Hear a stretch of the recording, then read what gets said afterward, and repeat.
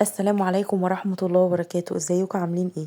رجعت لكم تاني في فيديو جديد، وان شاء الله النهارده هعمل لكم ريفيو عن كريم اسمه مارفل. كريم مارفل للشعر.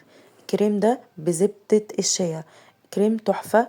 بيمنع التقصف، كمان بيمنع الهيشان، بيطول الشعر، مفيد جدا للشعر الخفيف او الشعر المتقصف. الكريم ده اللي قالت لي عليه الدكتور بتاعتي، كنت رايحه اكشف عند دكتوره جلديه علشان شعري كان بيقع كتير، فهي اللي قالت لي عليه، ومن ساعتها بصراحه بقيت بستخدمه.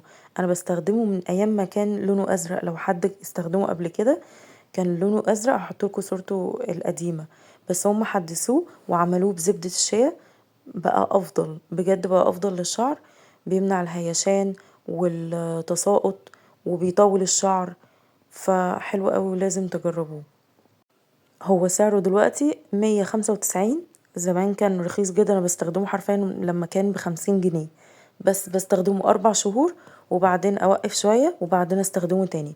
ما ينفعش تستخدمه كريم شعر لمدة طويلة، اقصى حاجة 4 شهور، لان الشعر لما بياخد عليه ما بتستفيدوش منه بعد كده، فلازم كل 4 شهور تغيروا الكريم اللي انتوا بتستخدموه للشعر. وعلى فكرة بيغير خصلة الشعر، يعني لو حد شعره هايش على طول، لا هو بيخليه ناعم، بينعم الشعر وبيفرده، فبجد حلو قوي ولازم تجربوه. ما تنسوش طبعا تعملوا لايك وسبسكرايب وتفعلوا الجرس علشان يوصلكوا كل جديد، ولما تجربوه لازم تعرفوني. اشوفكم على خير، سلام.